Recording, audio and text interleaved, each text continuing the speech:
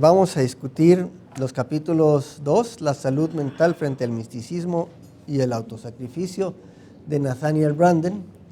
El artículo 3, la ética de las emergencias, y el capítulo 4, los conflictos de intereses entre los hombres, ambos por Ayn Rand. Voy a recapitular un poquito lo que hemos avanzado hasta la fecha. Primero, ya establecimos que el egoísmo no es una virtud, es decir, no es una acción para conseguir y o conservar valores objetivos, es decir, valores que fomentan la vida, sino que el egoísmo lo que describe es que el fin de la acción moral debe ser procurar el interés o el bienestar personal del actor. También ya establecimos que la ética objetivista sostiene pues entonces que el actor siempre debe ser el beneficiario de sus acciones y que debe actuar en favor de su propio interés personal, racional. Es decir, que debe descubrir qué es lo que es de su interés por medio de la razón, y lo que es de su interés es aquello que promueva su vida feliz. La ética objetivista entonces es una ética de interés personal o de egoísmo racional que se fundamenta en el principio de la identidad, es decir, en el principio de identificar qué es aquello que me beneficia, que me va a ayudar a vivir, y qué es aquello que destruye mi vida para procurar lo primero y evitar lo segundo. Entonces, si uno ama la vida, y esa es la condición, ¿verdad? Porque si uno no la ama, pues no tiene que seguir esa ética, puede autodestruirse. Pero si uno ama la vida, es decir, si eso es lo que pasa, si uno realmente quiere vivir, si uno ama la vida, entonces la razón metaética para ser moral es precisamente la necesidad de que para actuar uno tiene que identificar aquello que lo beneficia para mantenerse con vida. Entonces los valores objetivos son aquellos que fomentan la vida. Esto no niega que la gente puede valorar cosas que no sean objetivas, que no fomenten su vida, sino que las destruyan. Pero Ayn Rand hace énfasis en que el valor objetivo se refiere a aquello que en realidad fomenta la vida. Los valores cardinales, es decir, los principales, sin los cuales no serían posibles los otros valores, vimos que son primero la razón. Ese es el principal, porque la razón es el instrumento para identificar lo que es ventajoso y lo que no lo es para uno. Segundo, el propósito, porque dado que tengo un tiempo de existencia dado, que es el tiempo de que voy a existir, que voy a estar vivo, tengo que establecer cómo lo voy a usar, establecer un propósito. Y eso, al establecer el propósito de cómo voy a usar ese tiempo, va a crear una jerarquía de valores según cómo decido vivir mi vida. Si decido vivirla dedicándome a ser médico, por ejemplo, entonces los libros de medicina van a estar entre mis valores principales, y las novelas de Corín Tellado tal vez no, ¿verdad? Si decido ser arquitecto, entonces los libros de arquitectura, la arquitectura de Frank Lloyd Wright va a estar entre mis valores personales, y qué sé yo, la lucha libre tal vez no. En fin, ¿verdad? Entonces eso va a determinar la vida. Y el otro valor que es fundamental es el de la autoestima. Que la autoestima es esa suma integrada de autoconfianza, o sea que yo puedo realmente lidiar con la razón, con la realidad, que el instrumento para lidiar con la realidad es la razón y que es competente, no es infalible, no es omnisciente, pero es competente, puedo encontrar los errores cuando me equivoco, y la convicción de que merezco vivir, o sea que realmente la razón para estar vivo es precisamente el estar vivo, ¿verdad? Mi propia felicidad.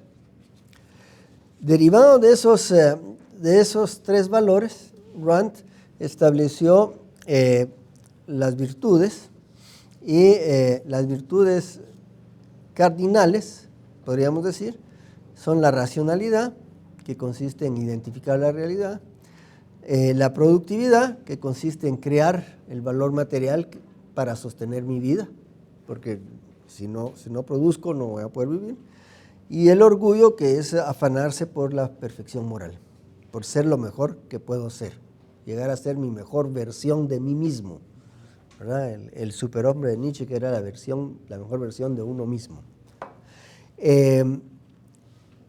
Derivado de la racionalidad, Rand menciona algunos otros, que es la racionalidad en algún otro aspecto, como por ejemplo la honestidad, que es no fingir que la realidad es distinta de cómo es.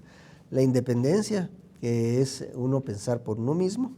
La integridad, una vez uno ha descubierto la verdad, que el juicio corresponde con la realidad, no sacrificarlo por nada a la opinión de otro. Y la justicia, que es conceder por mérito. De la productividad se deriva la creatividad, que es inventar cosas nuevas, inventar valor material.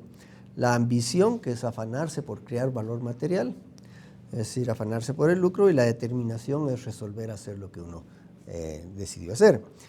Y del orgullo pues se deriva en la perseverancia, que es insistir, y la responsabilidad, que es honrar la obligación elegida. También vimos que Rand menciona que ya en el contexto social, lo que podríamos llamar una ética social, nuestro comportamiento con los demás, que tiene su nombre, que es política, ella lo que defiende es el capitalismo, por ser el capitalismo el sistema social político que se basa en el respeto de los derechos individuales. Y ella insiste que el derecho es un principio moral que nos determina cómo nos debemos comportar unos con otros, y ese comportamiento es respetar que el otro pueda actuar de acuerdo a su mejor juicio, es decir, que pueda actuar moralmente. Bien, entrando en la materia que nos toca hoy, la salud mental frente al misticismo y el autosacrificio, empieza este artículo de Nathaniel Branden definiendo que la salud mental consiste, al igual que la salud física, en que la mente funcione adecuadamente para procurar el mantenimiento y protección de la propia vida. La función de la mente, les recuerdo, es identificar la realidad y evaluarla para así dirigir la acción a buscar lo que lo beneficia a uno y evitar lo que lo perjudica a uno. La convicción de que la mente es competente para tal fin es lo que crea la autoestima. La autoestima es el resultado, digamos, de que hacemos esas acciones y que en realidad podemos controlar nuestra existencia. Cualquier obstrucción que impida el funcionamiento de identificar la realidad, ya sea bloquear la conciencia, evadir ver la realidad, fingir que la realidad es distinta de como es, desgarrarla entre conflictos y contradicciones, segmentarla y enfrentarla consigo mismo, inmovilizarla por el miedo o la depresión, cualquiera de esos y la disocia de la realidad y por lo tanto produce una mente enferma. Branden nos dice en el artículo que el misticismo, al atacar la razón y exigir que la conciencia se entregue a creer por medio de la fe en juicios para los que no hay evidencia sensorial ni prueba racional y que contradicen la evidencia y la prueba racional, destruye la capacidad de la mente para funcionar sanamente. Es decir, esa práctica empieza a enfermar la mente.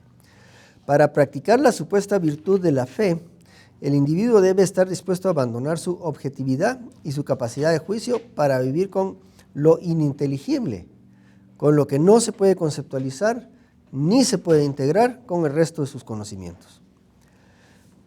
Luego el altruismo exige el sacrificio.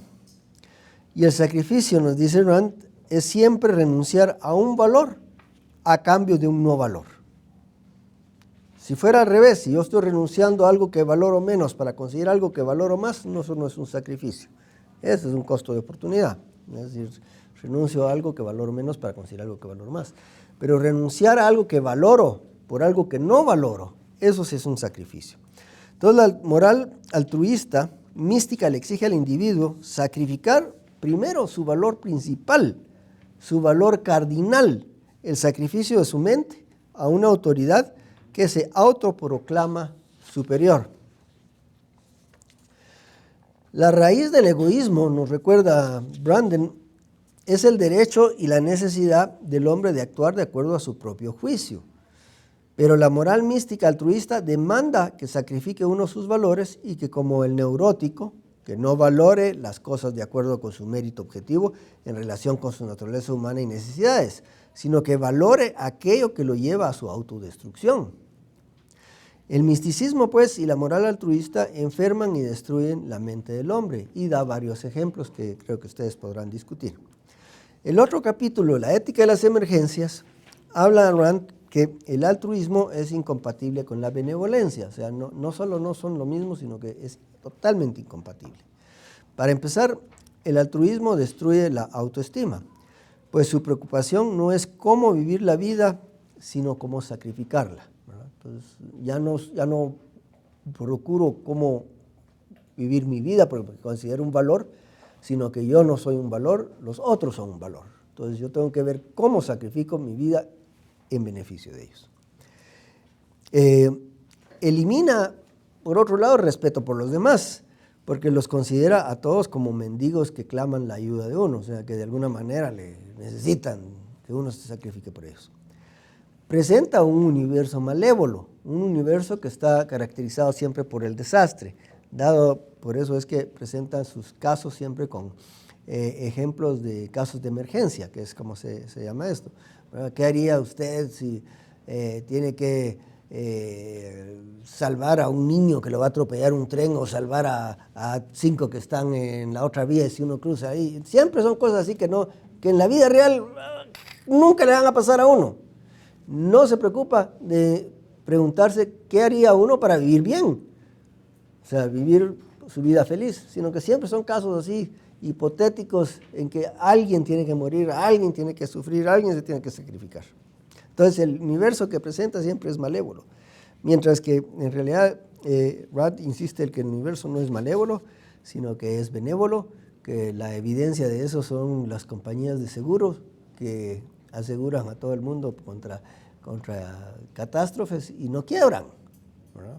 O sea, las catástrofes es lo menos. Entonces, insiste que la benevolencia, que es la buena voluntad hacia los demás, se basa en la integridad o la lealtad hacia las convicciones y valores personales. Se ayuda a quienes valoramos, no a quienes no valoramos. No vamos a ayudar a Maduro, por ejemplo, que sabemos que hace daño. No vamos a ayudar a nuestro enemigo. Se ayuda a quienes valoramos, a la esposa, a los hijos, a amigos o potenciales socios en la sociedad. La benevolencia, dice, como respeto y buena voluntad, se debe en general a todo humano en nombre del valor potencial que representan, porque como uno valora la vida, también valora la vida de los demás, hasta y en la medida que lo merezcan. O sea, la benevolencia siempre va acompañada de la virtud de la justicia, de identificar el carácter de la persona a la que uno va a ayudar. Y da varios ejemplos que ustedes podrán discutir. Y en el otro capítulo, el 4, los conflictos de intereses entre los hombres, ella insiste que ese es un error, que no existen conflictos de intereses entre hombres racionales. Y dice que lo que hay que considerar son 4 consideraciones interrelacionadas con respecto a los propios intereses. 1, la realidad, el contexto, la responsabilidad y el esfuerzo.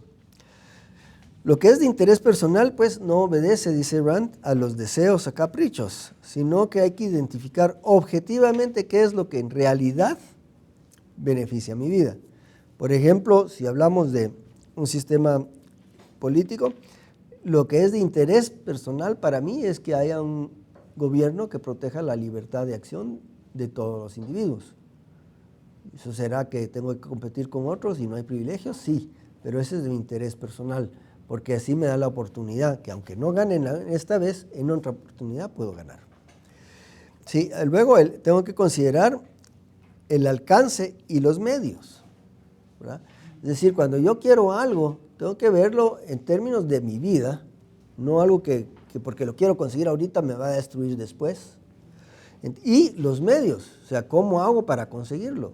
Ella insiste, hace ejemplos de esos que crean castillos en el aire, ¿verdad? Como el arquitecto ese que menciona, que puede arreglar a todo Puerto Rico y haciéndole todos los edificios, pero ¿y quién lo va a pagar? Eso no es hay que veamos, ¿verdad? O pasemos un impuesto o alguna cuestión así. Entonces ella dice, hay que considerar los alcances y los medios. Además, la responsabilidad implica aceptar el hecho de que uno debe mantener su propia vida. Uno no puede exigirle a los demás que lo mantengan a uno. Y dado que vivimos en sociedad, la manera de mantener nuestra propia vida es por medio de la cooperación social, el intercambio de bienes y servicios, que uno debe producir para intercambiar con otro. Y uno no le está quitando al otro valor cuando uno le está entregando valor. Entonces es un sistema de gana-gana. Ahí no hay conflicto de intereses. Los intereses siempre están armonizados porque todos están trabajando para su propio beneficio al intercambiar bienes y servicios. Y luego el esfuerzo que implica que uno debe alcanzar sus metas mediante su propio trabajo. No debe esperar privilegios ni favores, sino que si uno quiere un empleo debe prepararse para poder ser efectivo en ese empleo y así merecerlo.